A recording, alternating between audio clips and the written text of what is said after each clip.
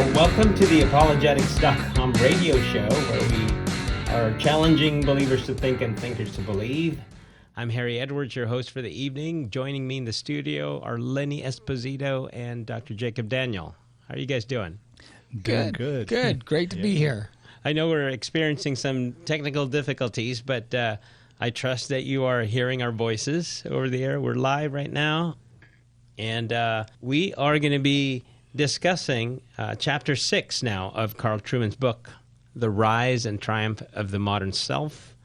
The subtext is actually very important, right? It says, cultural amnesia, expressive individualism, and the road to sexual revolution. So that's Chapter 6. Chapter title on that is Sigmund Freud, Civilization and Sex.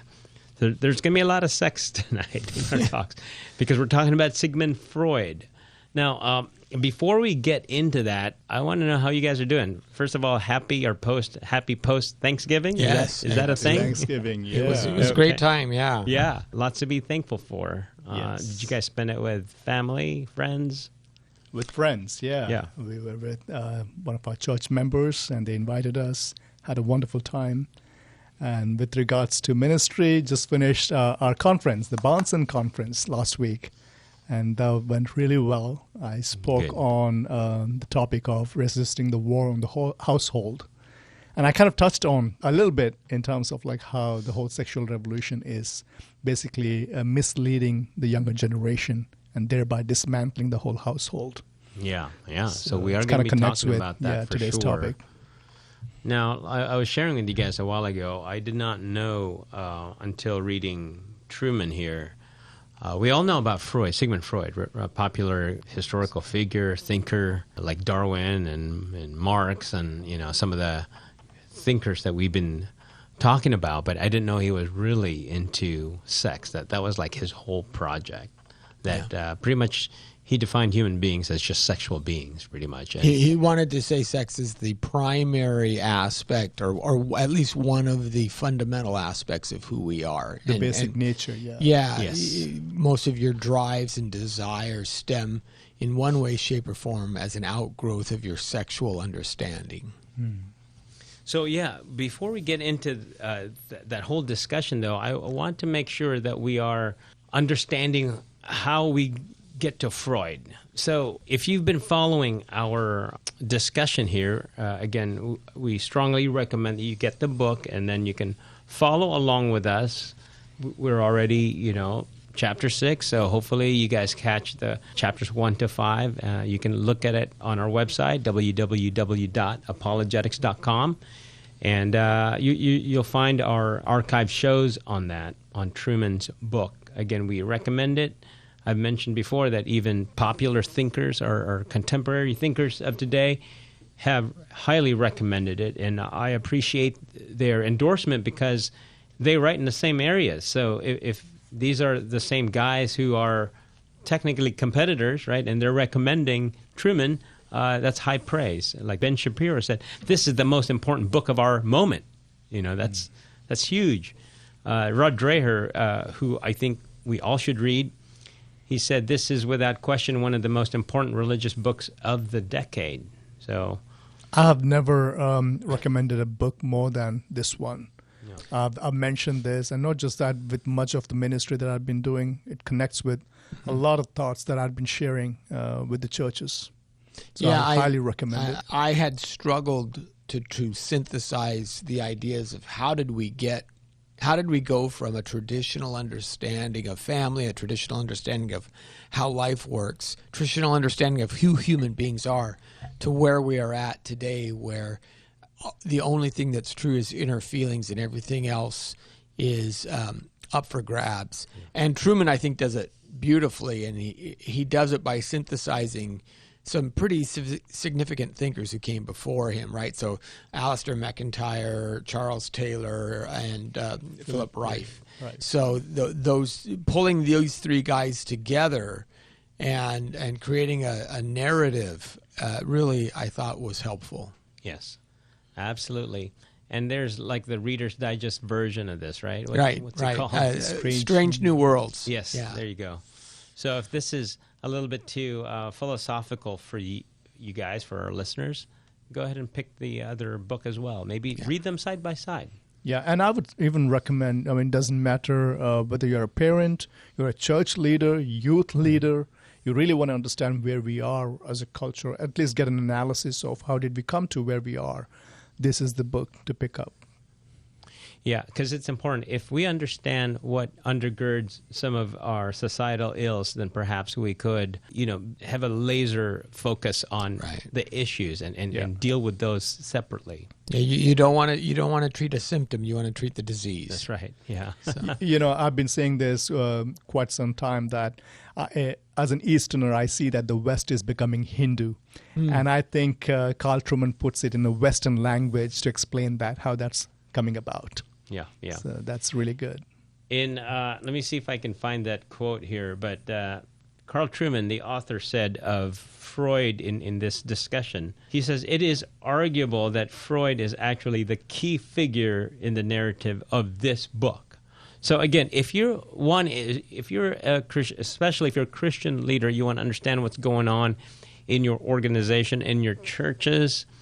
And I was mentioning a while ago, Jacob, that I feel like the church is bewildered. I think that's the word that best describes the church right now. They know something's wrong, but they're not quite sure. They can't put their finger on it. They know it's bad, but they don't know how it's bad. Or even what to do about it. Exactly, what to do about it. So again, getting a book like this will be super, super helpful on so many levels. And let me add what I was sharing to you, Harry. I personally feel, as a person who is really hopeful about future, who wants to stay hopeful and trust the word of Jesus Christ that he's building the church, I would say that even after reading this book, I get the sense within the church, it is contributing to that very space where we are, I believe, as the church was right before Reformation. So I think it motivates us to really understand where we are and come together as a church and really fight the good fight, knowing what we are fighting. Right. And this book will help us to do that. And also, I think this is the moment where churches need to appreciate history. Yeah. Like, what's valuable about history is not just so much the facts, but it's like we want to avoid the mistakes of the past, right? So really, even Ecclesiastes tells us there's really nothing new under the sun. So we shouldn't be shocked by some of these new ideas. It just gets repackaged, gets recirculated, but it's old stuff, nothing new, nothing to be alarmed. And so, again, Carl Trueman does a good job. Before we get into Freud, I just want to set it up a little bit, and you guys can just add here. I think he touches on the major thinkers that build upon all of the ideas that lead to this new sexual revolution we're in. When I say the sexual revolution, we're talking about like normalizing homosexuality, transgenderism, and all of those kinds of things. It's part of the social imaginary. In other words, no one is shocked right now that you might have a good friend that is homosexual. That's nothing nowadays. That's nothing. You don't bat an eye anymore. Or that the whole expression of a woman trapped inside a man's body, that type of thing. We don't even think twice about it when we hear those phrases. So some of the major thinkers. So Trueman does a good job of starting with the Enlightenment. So there's a quest for truth, a quest for certainty, but somehow we got disillusioned by that. Maybe it was too far, too great a project, and as the story goes, it disappointed many, and they began to question reality. And so we have enter Nietzsche, right? I mean, at some point when we couldn't be certain about God's existence, and perhaps maybe God doesn't exist. And so the nice thing about Nietzsche is he forces us to face the consequences of killing God. And what I appreciate about his writings is you just feel that raw emotion, right? I mean, he doesn't want God to be dead, but because we have sort of killed God, then how do we now deal with morality and goodness and beauty and all of those kinds of things? And the main conclusion is that we have to be our own gods now, or else things will literally just fall apart, right? And then you go to Marx's ideas of class struggle. So every issue that you face is an economic. It has its roots in the economy and different class struggles. The poor remain poor, and there's the oppressed and the oppressor. But then we get to Darwin, and I really think, and everybody seems to know, familiar with Darwin's ideas, right? And but I think he does the best job of removing teleology, kind of like the thing that we were created to be as human beings. He removed that idea. He eliminated human exceptionalism, and he provided scientific support for those views. Yeah. So why does it matter if we're behaving badly, right? What does it matter? It's part of our humanity. There's nothing special. We're just like animals, apparently, right? We're just on a higher order. That's right. So biblically, we've always maintained that we are a difference of kind, not a difference of degree. Where man is captured in God's image, made in God's image, has dominion over the creation. And again, it's interesting to think about the very first sin wasn't the biting of the apple, per se. It was listening to the snake. It was listening to the creation tell you what to do, as opposed to you having dominion over the creation. And what we're doing now is our culture is at a point where we're, again, just listening to whatever our biology is driving us to do, whatever our appetites actually are, which is, again, a form of animalism. It is abdicating our role as rational beings who can use our minds to overcome our feelings. And the problem is Christian kids are swimming in the same water as everybody else, and so we find that they are unknowingly maybe but definitely absorbing a lot of these same ideas, even if they express them differently. They may not express it, say, in a homosexual way, but they definitely believe, if you ask them, is love love, they're probably going to give you a different answer than you expect. And what's wrong with love? Shouldn't we all be loving each other? Now, there's an equivocation in that word. Yeah. But that problem, when your teenager has a friend who is identifying as gay and comes to you and says, Mom, well, why is same-sex marriage wrong?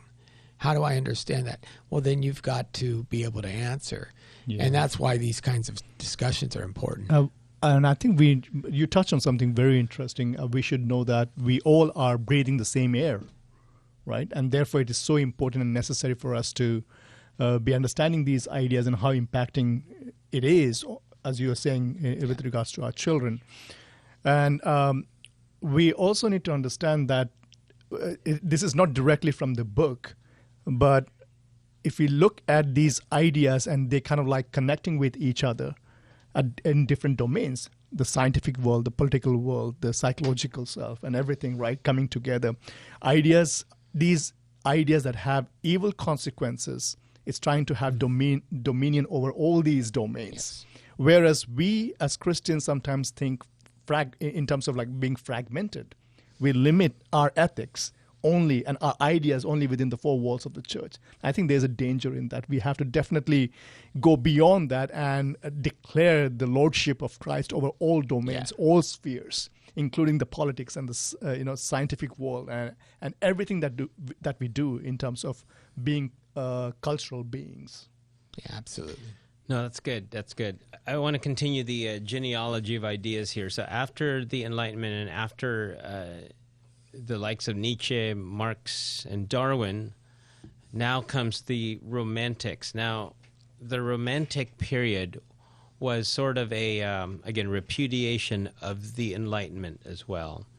And because we couldn't really get to certainty, then we became sort of introspective, meaning a lot of the meaning, a lot of truth now became our own preferences, since we couldn't find certainty, right? That kind of makes sense. So we became more inward. But what Rousseau and the rest of the Romantic thinkers, the way I understand it, the way I remember their contribution, adds to, let's say, the decline of civilization, so to speak. It didn't get better, in my opinion. Their ideas didn't get better because they were now advocating getting rid of structures, because it's those structures that actually hamper human flourishing. And so, again, we turn inward again, right? Because apparently society and culture, they're corrupting forces. And that's huge on Rousseau, Rousseauan idea. In all this, the basic assumption is that we are fundamentally blank slate, right? We are innocent by nature, and we get corrupted by something that is outward, be it a system or a structure or even a history of a society that we belong to. And so what you find is each person has kind of their own hobby horse. So for Rousseau, it's politics. It's the natural man is stifled by the hierarchy of government. For Darwin, it's God. He wants to make the natural man part of the living system and not beholden to anything higher in the created order.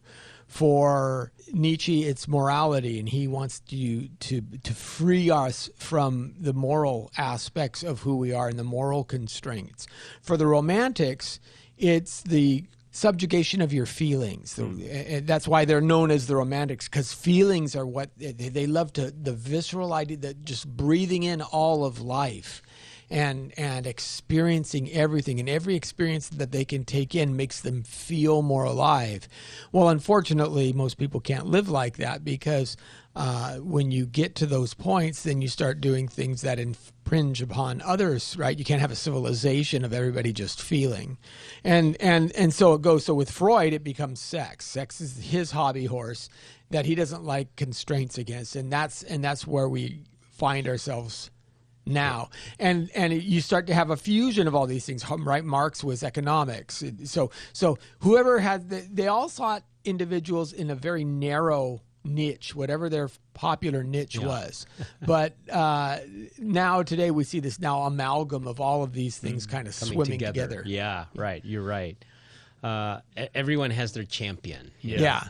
And these are the champions that we've been discussing for the last few months now. So take your pick. Well, there's other names for them, right? So Marx would be Molech, or Marx would be Baal. Molech would be probably Freud, I guess I would say, because there's the sexual fertility gods and things like that. So yeah, it's the same thing. Yeah. Just in manifested in different cloaked ways. in a scientific garb, yeah. But going back again to Truman's quote about how Sigmund Freud here is the central figure that really grounds our discussion here. This is part of the subtext. This is why Carl Truman wrote this book, and it's good to understand the dangers in assimilating Freud's ideas. Now, the author made a good point about connecting, kind of like the style that Darwin had. Freud adopted it, basically popularized something that is now present everywhere. Like Darwin, everybody knows the word or the name Darwin, and we know evolution, and you know, we see that chart, right, from the apes becoming man. Everybody's familiar with that. Freud succeeded in that. It's part of our social imaginary. We use terms like psychoanalysis, right? Mm-hmm. The patient on the couch, like, tell me what happened when you were 7 years old, right? I mean, that's your typical Freudian experience. Or in our subconscious, right? We throw that around so freely as if it's a thing, and we believe it, right? Yeah. Like we have Freudian slip, right? Like meaning, oh, you didn't really mean to say it, but maybe your subconscious told you to say it. To get right? We have those kinds of things, and that's normal now. So Freud was successful in that, and but we want to dig a little bit deeper and show you some of the dangers. And I've got my friends here, Jacob and Lenny. We're going to talk about some of the ideas that are less popular, and we have to be mindful of. For instance, like I mentioned, there's going to be a lot of sex talk here because that's Freud, right there. And that's what Freud did, as you said, is while the Romantics were these individuals who, again, they would say that one of the joys in life is, take your shoes off and run your bare feet through the grass. And while that's nice, it doesn't put food on the table. Again, most people would have looked at those guys and they say, yeah. And remember, they thought poetry was the way to discover the true meaning of existence. And you find out that, no, we still have to eat. We still have to do this. That's not the thing that drives everybody. That's the thing that drives some people. Maybe they like the pretty sunsets, but most common people would say, well, that's a little bit infantile approach. What Freud did, though, was saying, looking at this feelings-driven thing, yeah, that's your true self. That's the thing that's trying to escape, and he succeeded in doing that because he cloaked it in science. Yeah. He said in medical language, right. And he was right at the right time when things were just exploding medically, when germ theory is coming into existence, and it's never been thought about before, where you start to have immunizations, and people are starting to actually not get diseases because we know how to immunize against certain things, smallpox being a plague. Hey, if you get cowpox, then you don't get smallpox, and that becomes so these medical marvels, and people start putting a lot of trust in medicine. And Freud is at the right place at the right time. He starts using medical language to say your inner self is your true self, and for him, the inner self is sexual. And of course, everybody who's an adult feels those sexual pulls, right? It's a biological urge, like hunger would be. It's universal, and so of course they're all going to say, well, yeah, I can feel that too. And a good portion of them will also say, well, if you're going to give me an excuse, then I'm going to take it. And so that's why Freud is so much more successful than others. Now, if you talk about his specific ideology, his specific Freudian psychoanalysis scheme, nobody does that anymore. And nobody believes. So, you have the 5 developmental phases that we talk about. He says even brand new infants are sexualized.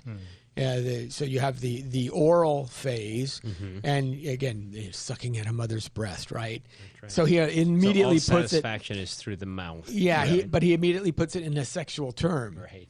Because it's like, and it reminds me of the thing in C.S. Lewis where the Pilgrim's Regress, where the ogre says, you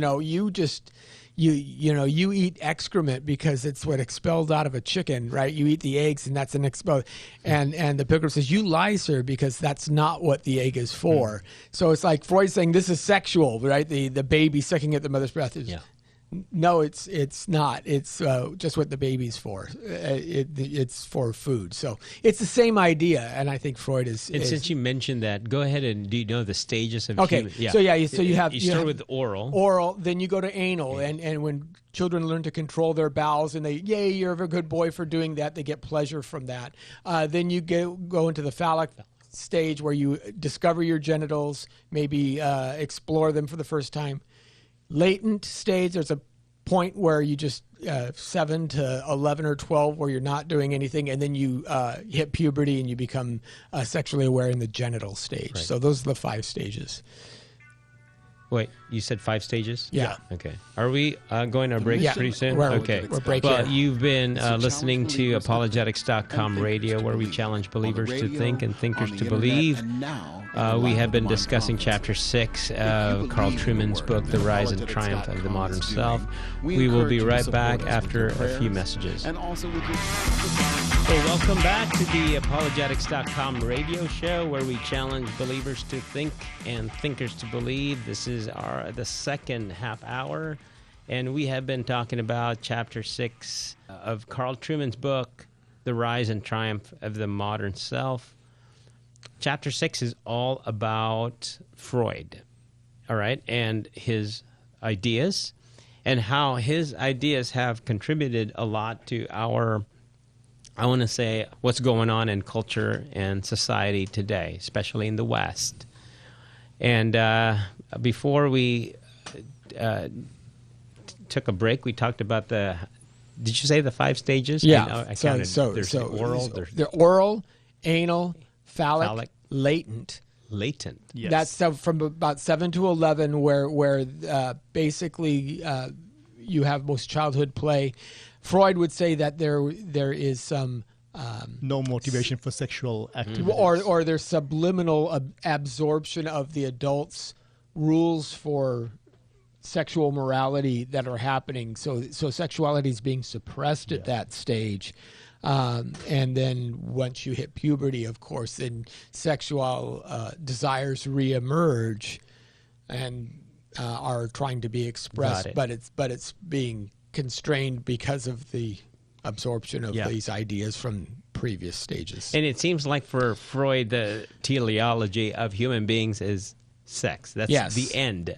So as we develop as human beings, and again, it's very Darwinian in that sense, right? What's the Darwinian goal is to reproduce, to spread your genes. That's the true. most successful species spreads his genes. Well, Freud takes that and then mixes it with the pleasure idea of sex, and so that's where it becomes, this must be scientific. Mm-hmm. right. And the interesting thing that Carl Trueman pointed out too, which I think is important for us to note, is because they've taken, they've just made, let's say, the act of sex very mechanistic, very Darwinian, let's say, very just limited to biology. Any form of what we might call as, let's say, sin, let's just call it that, is not sin in a Freudian sense. It's self-abuse, right?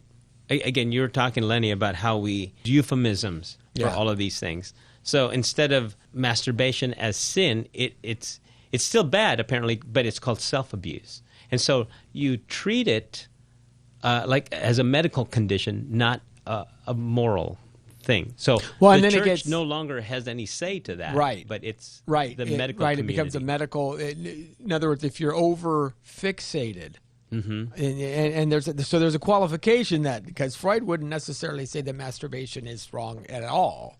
He just says that if you're over fixated on it, then you're not expressing yourself fully as a sexual being. Right. And that's the problem. And it's interesting. People said one of the things that Freud actually did was he was the one that would purge the idea of perversion. To say something is a perversion, it means a perversion is a deviation from what it should be, right? Mm-hmm. If you pervert someone's words, it means you're taking their words and you're twisting them so they mean something different than what the person originally intended. So with sex, there were ways that you would approach sex that were appropriate, that reflected what nature would have, but then there were ways that you would do it that were considered perversions. Homosexuality would be considered one of those in the 1880s, let's say. And Freud tried to eliminate that stigma. So help me understand this. I feel like Freud, again, forming his stages of human sexual development, had the phallic stage, and again, discovering our sexual organs. And yet, apparently, certain things are just perversions of it, even though apparently it's part of sexual development. That's where I'm a little confused with Freud. Well, again, so he would, but even here, the phallic stage, I don't think anybody actually holds this anymore, because it's like it's an anecdotal. This is the frustration with these guys. It's very anecdotal. Do kids discover that they have genitals at some point? Well, yeah. I mean that happens, and maybe there's what you call frottage or rubbing or things like that. But it's not like Johnny never comes out of Johnny's 3 years old and he never comes out of his room anymore. That's not what kids are about. That's not their driving instinct. Any 3-year-old, that's not where he's focused. I mean, they may take their clothes off because they feel free, but it's not sexually driven. It's just understanding your world around you. And Freud just reinterprets it, and he interprets it in that way because he's trying to prove his point. You mentioned the word fixation. Yeah. Would you say that our culture right now is fixated on those things? Oh, absolutely. Exactly. Absolutely. I don't think that, I mean, you can't do anything because we say that sex is our identity. Yeah. It is who we are. It is who we are as opposed to what we do. What we do. And it's like, I live a gay lifestyle, or I live, right, oh, you're cis or heteronormative. And ideas that we would have never talked about in public before are now put on our T-shirts. and people are getting shut out of the World Cup soccer matches because they want to show on their T-shirts what their sexual proclivities are. And the progression is something like this. If you see people who are identifying in a certain way, it's not only that they are seeking affirmation. So it's not just in terms of the realization of that identity in our culture, which happens through various means and mediums. Yeah. But it's also the affirmation of it, that it's something that one needs to affirm. Right. Because it is now about an object of their own identity. So if you do not affirm it, basically you attack the very individual and their identity itself. And that's where I think it gets really dangerous in terms of being fixated. So it's not something, as you said, we do. It's something we are. And that could lead people to various versions of sexuality, right? Because there's no standard by which we are putting any constraints around sexuality. There are no more constraints. So you have to add, you have to add plus sign at the end of, because plus would mean anything. Anything else. Anything else. Just because we were running out of letters. Yeah. We don't know it yet. We don't know yet. Think of it this way. Name one other culture in all of human society where the cultural governing bodies or the major institutions that shape the culture are themselves supporting specific sexual unions, specific sexual acts, specific sexual developments. Here, I mean, we just came through October. Everybody changed their logos on their corporate brands, right? U.S. Soccer is putting rainbows on it, and we have the Navy and the Army and the White House is bathing itself in rainbow colors. Name any other culture in all of human history where sex is considered so central to its constituency that we have to trumpet, go out there and be sexual in this way. I think it has a certain kind of power because it captures not just your body but also your emotions and your feelings, and it brings you to a place of pleasure that I think Freud is kind of touching on, that captures, it centers you to a place. And I think without any constraints, then you would want to actually reach to that point of attaining that pleasure by being the center, right, in itself. Well, Freud hits on major, important, high-level values, like, for instance, love, apparently, right? In one of his articles, he actually calls love, but it's genital pleasure. Yes, that's how he defines it. Experience of satisfaction. He calls that love, right? But it's sex. So that's interesting, right? So 1984, Aldous Huxley, in that book, there are two things that the world controllers use to keep the masses in line. The first is soma, which is a drug that kind of makes you feel good and drives you pleasure. The second is sex. Now, they don't ever use sex for procreation. They have breeding facilities that create genetic clones of each other. Matter of fact, there are a few natural people living out in tribes who have birth the natural way, and they're considered savages. They're the ones who are savages. You have a child passing through a woman's birth canal, that's savage. Savage. And it's an interesting juxtaposition because sex is what you're supposed to do, free, unhindered, just, pickups. And everybody, and they say that's how we keep everybody in line. And that's what we're seeing. That's exactly where we're going. And somehow we are banishing the whole individual responsibility at the end. Exactly. Right. Yeah. So that government or whomever can pick it up and say, we know what's best for you. We can put you. Well, the other high value that he touches on, again, very hard to deny, which is happiness. So, again, if we're looking inside and we see our needs, obviously happiness is a big thing, but he gets it wrong, how to attain it. And again, for him, while he uses the word love, he actually means sex. So that's something that I learned just just reading this. That's coming from Freud directly. What other things we talked a little bit about? I wanted to focus on this idea because I believe, I'm convinced that this is the current agenda of our educational system. So take the Freudian ideas. I'm just going to read that quote. I think it is so telling of the current educational system in the West today. So in one of Freud's articles, he writes, "Is it not true that the two main points in the program for the education of children today are retardation of sexual development and premature religious influence?"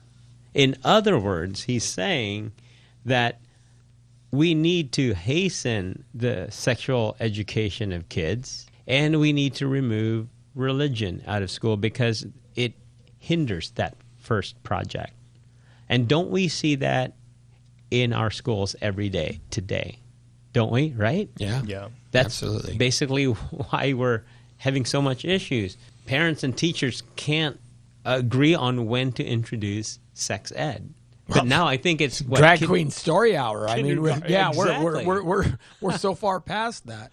I think it's also a question of identity at the end, right? I mean, until recently, we believe that identity is given, and you basically discover and you basically confine to the identity that is, socially and culturally and in society acceptable. Not just because of the construct. As Christians, we would say identity as God has created us to be. But I think it's all about creating your own identity. And in that task, I think within the school system, what we are seeing is that's the whole attempt of introducing them to their sex and letting them actually find their own true self. Because your basic nature is sexual. If that's the case, it has to be developed from the very early stages of your life, the very formation that happens in early stages of you growing up. So I think that's where the whole educational system takes up this role of helping the kid to actually identify as they would want themselves to be. I think that I'm going to push back just a touch because I think that that's what they would tell you. Yeah. But what I think is actually happening is a little bit more insidious than that, because first of all, they want to expose the more children they expose to alternative sexual ideas, the more likely those children will be to pick up on those alternative ideas and then create a larger pool of similar thinking individuals. So we've seen this with rapid onset gender dysphoria, Schreier's book talks about this irreversible damage and things of that nature. But beyond that, there's a long history, especially within the homosexual community, an attraction to younger, and this goes all the way back to the Greeks, right? You used to have the older man have some kind of a homosexual liaison with a younger man because younger boys tend to be a little bit more effeminate in their shape. And so there's that aspect that's happening kind of under the radar as well. And it's sad, but it's dangerous. So I think basically it's grooming. But every group always wants to replicate themselves, right? So when you have a family and you want to have children, that's a natural outgrowth. When you're homosexual, how do you replicate your sex? You can't do it naturally. You can do sperm and surrogacy and all of that stuff, but another way you can do it is by drawing more folks into the fold. And again, I don't know that this is happening consciously. I'm not saying that, but I am saying that I know that there has been the National Man-Boy Love Association isn't a fictional entity. They've been around for a while. So there is a subset of that group who will have that predilection. I'm curious because this is so prevalent in modern day America right now. Do you see this infiltrating the church and even Christian schools? In one way, whether it's infiltrating or not, I think there is a deficiency in our understanding of it. What we have done is actually, when it comes to issues like this, what happens is that there is a huge price to be paid if you take a certain stance, if you take a biblical stance, for example. And the other thing is that there's an assumption of this space of neutrality when it comes to issues like this, where they capitulate or relegate their authority to the school authorities, to the school board, for them to decide on these matters, and they basically privatize their own decisions within the four walls of the church and their own household. So the distinction becomes between the sacred and the secular, whereas it should happen between the sacred and the profane, right? That which is not sacred is profane, and that which is not profane is sacred. And so in that regard, when it comes to issues like this, I think, is it coming within the church? I think so.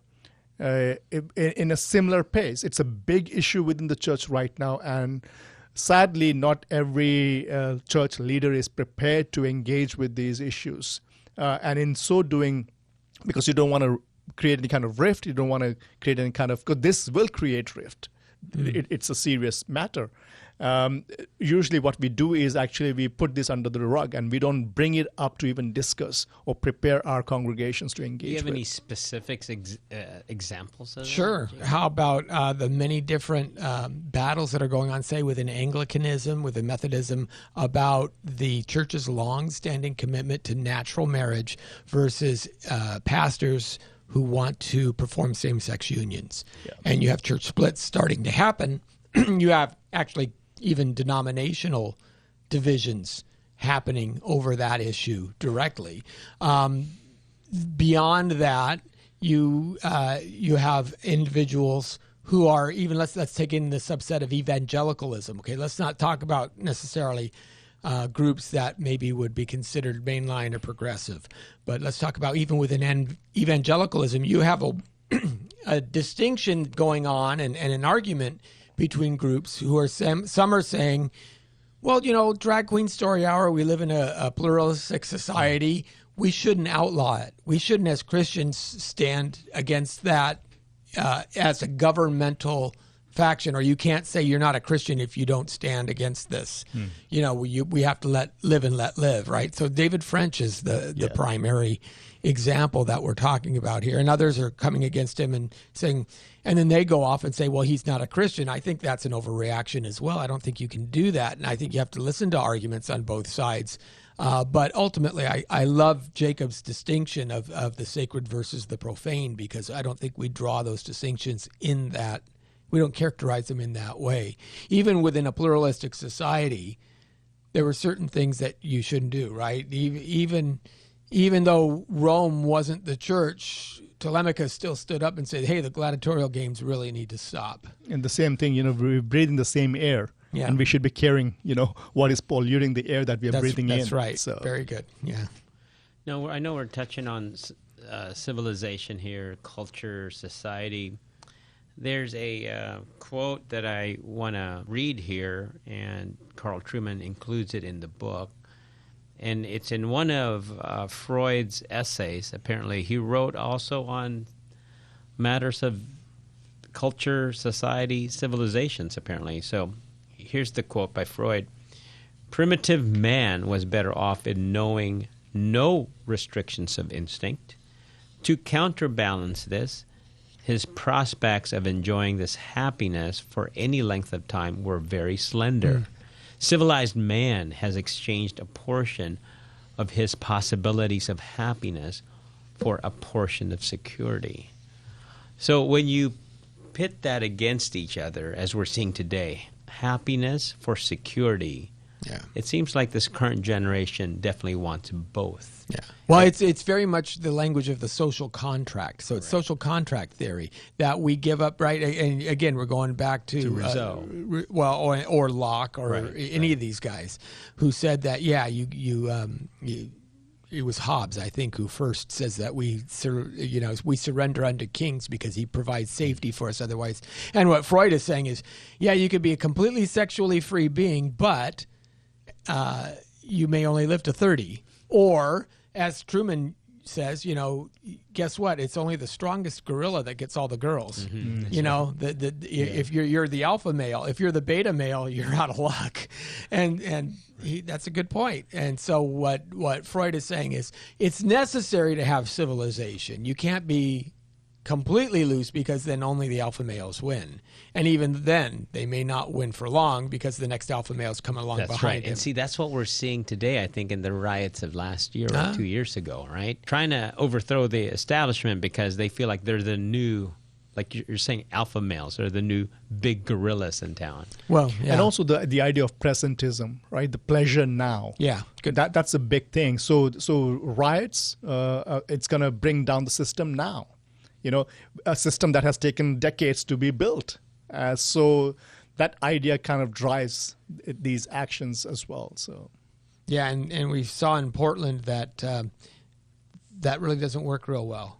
When you say we're going to build our own encampments, all of a sudden you're seeing people get shot. You're seeing the need. Oh well, we're going to need medical assistance. We're going to need police. We actually do need some of that stuff. And also, if you look, if you analyze any society that is chaotic, you'll definitely find the perversion of sexual deviances. Yeah. Any society. Yeah, Rome did it. Right? Rome. I was going to say, even today, if you, I don't want to name any societies, but you travel around the world and you can see, if you're seeing a society which is really, if I may use the term, uncivilized in many manners, you'll find that it becomes very obvious and open how they treat their sexual life. Sure. Well, and what's interesting in that is every society that abuses their sexual freedoms, natural after effect is they have a problem with unwanted births. Yeah. So again, with the Canaanites, right, and the Israelites who were worshiping false gods, through temple prostitution and other things like that, they would go up to the high hills, which were shaped like phallic symbols, and they would have sexual relations with the priests and things of that nature. They had a birth problem. So how did they solve it? Molech. You would sacrifice your infant to Molech. We use abortion, and it's the abortion issue that becomes the way we sacrifice our children. The Romans abandoned their infants on the Tiber River, but any society that has a sexual problem will inevitably have a secondary problem with unwanted births, and how do they deal with that? Yeah. And that then makes us, again, less human. And at the end, it never becomes a matter of sin. It always becomes a matter of limitations. Right. You don't have certain, Right. you don't have certain availability to the pills Right. or contraceptions and all those. Right. That's creating these, people entering it's into. always a negotiation of the best benefits one can get. Yeah. You don't want to lose any benefits. So I know we have like just 5 minutes left, and we keep going for another hour, but Freud had a lot to say about religion, specifically Christianity, obviously. And we get famous phrases like wish fulfillment, right? So that's where we get that idea that Christianity is just wishful thinking. What are some of your thoughts on that? What have you gathered from Freud in terms of his attack on Christianity or traditional Christian values? Well, I do like the fact that Truman points out that this is the one area where Freud kind of loses his cool. He is vehemently anti. He's an atheist, right? So he's coming from that perspective. He has to, because he wants to say all of this is biological, medical. Your internal drives are just like the dog who comes up and humps your leg. Same idea, but. If there's a God, then Freud's wrong. Just full stop. And so he doesn't even try and cloak his disdain for God and Christianity. He actually does come right out and say it pretty vocally. Yeah. Yeah, he says that religion is infantile. It's just immaturity, and you're neurotic if you believe in God. Yeah, I think if we're going to give into Freudian understanding of our being, we will lose many good things that has built flourishing societies. One of the basic things that'll be under attack will be the whole idea of marriage. That's why I would say it is so important to define what marriage is from a biblical perspective and making a defense for it in our society. I think these perversion that we are seeing with regards to the sexual expression and everything in our society is basically dismantle that very institution that God has set up, a holy institution that calls for lifelong commitment between two people, male and female, as the scripture describes it, and to keep it holy. Yeah.